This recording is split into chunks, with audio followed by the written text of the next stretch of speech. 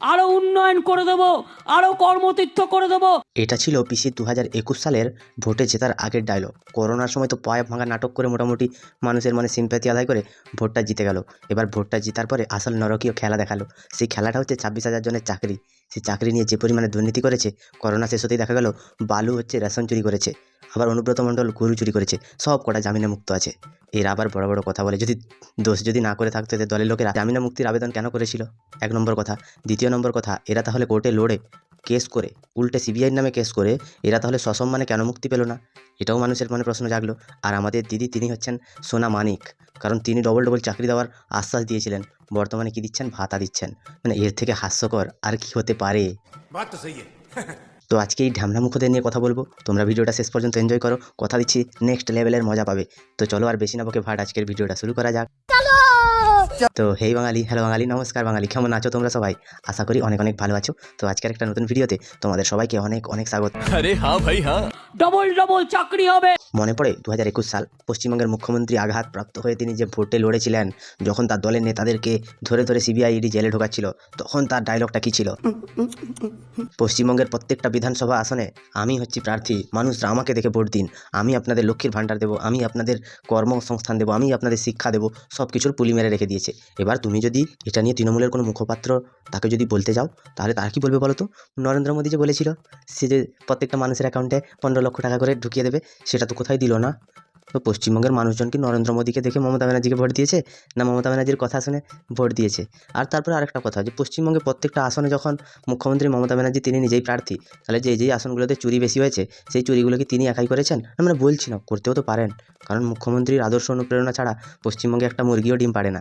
তো এখানটায় এত বড় বড় মাপের চুরি, এত বড় বড় মাপের চিটিংবাজি, সেগুলোও নিশ্চয়ই মুখ্যমন্ত্রীর অনুপ্রেরণা বা তার আদর্শে হয়ে থাকতে পারে।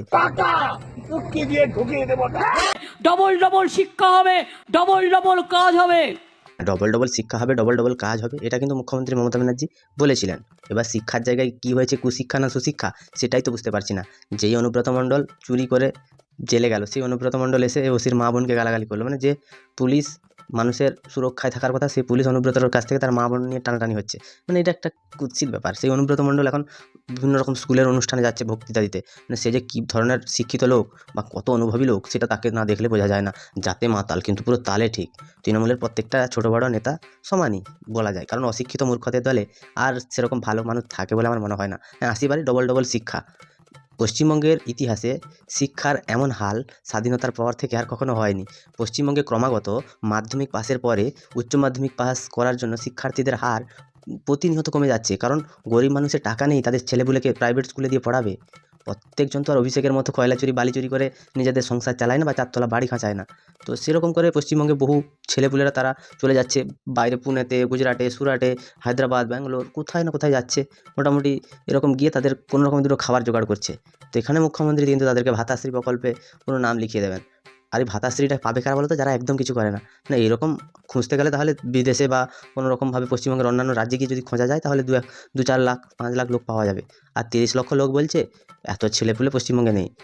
এটাই তো বুঝতে পারছি না, কাকে দেবে, কিভাবে দেবে, কেন দিচ্ছে, টাকা কিচ্ছু বোঝা যাচ্ছে না। এরা কিন্তু ভাতার রাজনীতিটা খুব ভালোভাবে চালাচ্ছে। শিক্ষা, স্বাস্থ্য সব কিছুর পুলি মেরে দিয়ে শুধু ভাতা নাও। 19শে মার্চ থেকে রমজান মাস শুরু হবে। এই তো রমজান মাস শুরু হবে বা দিদির নাটক শুরু হবে, কারণ পশ্চিমবঙ্গে মানুষ বোঝে যে তোষণের রাজনীতি করাই কিন্তু মমতা ব্যানার্জি 1 নম্বরে আছেন। মানে যেখানে দেখবেন সেখানেই রাজনীতি, মানুষের লাশ নিয়ে রাজনীতি, মানুষের জমি নিয়ে রাজনীতি, মানুষের ইমোশন নিয়ে রাজনীতি, মানুষের খাওয়া পড়া নিয়ে রাজনীতি, সব কিছুর মধ্যে তিনি কিন্তু রাজনীতিটা ভালোভাবে ঢুকিয়ে দিতে পেরেছেন। রমজান মাস আসছে, এবার দিদির হয়তো খাওয়া দাওয়া বন্ধ হয়ে যাবে বা খেয়ে দিয়ে ইফতারের পার্টিও করতে পারে, এখন বলা যায় না। পশ্চিমবঙ্গের মুখ্যমন্ত্রী তিনি সব পারেন। তিনি জল না খেয়ে শুধুমাত্র হাওয়া খেয়েও কাটিয়ে দিতে পারেন 30 দিন 40 দিন, যে যতদিন বলবে কাটিয়ে দিতে পারেন। কারণ সিঙ্গুরেও তো 26 দিন না খেয়ে অনশন করেছিলেন। তো রমজান মাসে দিদির নাটক দেখার জন্য বাংলার মানুষ তৈরি থাকছে। তোমার এবারে নাটকে তোমার কি পাঠ হয় আমরাও দেখতে চাই।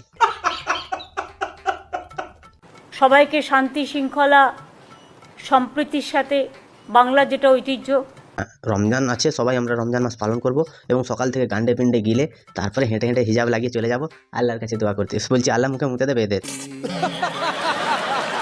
কারণ ফিরাদ হাকিমের মতো একটা হাফ কাটা মাল, তাকে নিয়ে পশ্চিমবঙ্গের মুখ্যমন্ত্রী দুর্গাপূজার প্যান্ডেল থেকে শুরু করে, বিহারিদের প্যান্ডেল থেকে শুরু করে, মুসলিমদের প্যান্ডেল থেকে শুরু করে যেখানে পাচ্ছে নিয়ে চলে যাচ্ছেন। মানে কোলের ব্যাটা বলে কথা।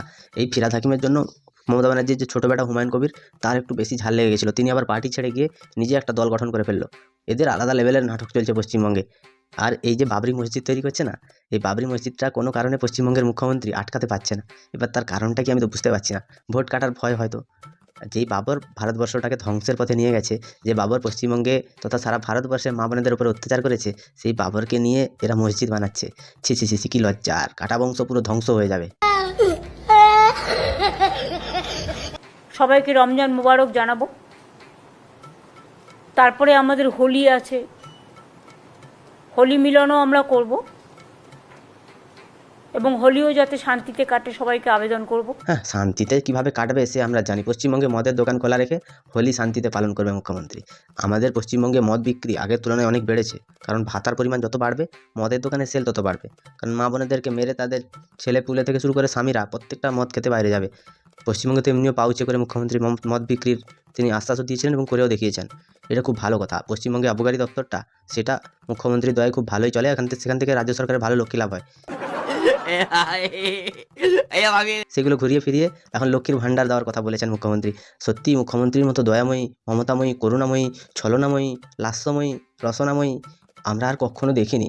তারপরে পরপর উৎসব আছে, ঈদ আসবে, তারপরে বড় আমাদের পয়লা বৈশাখ আসবে, রামনবমী আসবে, অন্নপূর্ণা পুজো আসবে, সেগুলো যেমন হয় হতে থাকবে। রমজান মাস শুরু হতে চলেছে, মুখ্যমন্ত্রীর চোখে ঘুম নেই। ভাইরা কি খাবে সন্ধ্যেবেলা, ভাইরা কোথায় যাবে, কোথায় বসবে?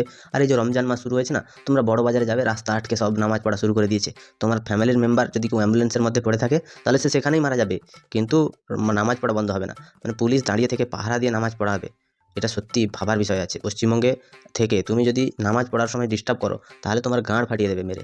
কারণ পুলিশ তারা প্রোটেকশন দেয় নামাজ পড়ার জন্য, পুলিশ তারা পারমিশন দেয় দুর্গাপূজায় রাস্তায় প্যান্ডেল করার জন্য। বলি, অভিষেক ব্যানার্জির যুক্তিটা ছিল এরকমই, আমরা তো রাস্তা আটকে দুর্গাপূজা করি, তোমরা তাহলে পুলিশকে রেখেছো কেন? বা তোমরা নিজেরা কেন পারমিশন দাও যে রাস্তায় দুর্গাপূজা হবে? ওটা কি কারোর বাপের সম্পত্তি নাকি? দুর্গাপূজার প্যান্ডেল যতটা তাদের জায়গা ততটাতেই হবে, রাস্তার উপরে কিসের প্যান্ডেল ভাই?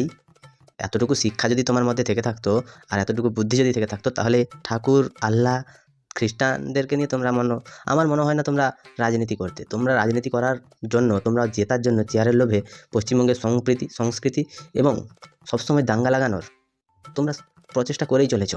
আর এই সংস্কৃতি নষ্ট করার পেছনে তোমার পিসির অবদান খুব ভালো করেই আছে।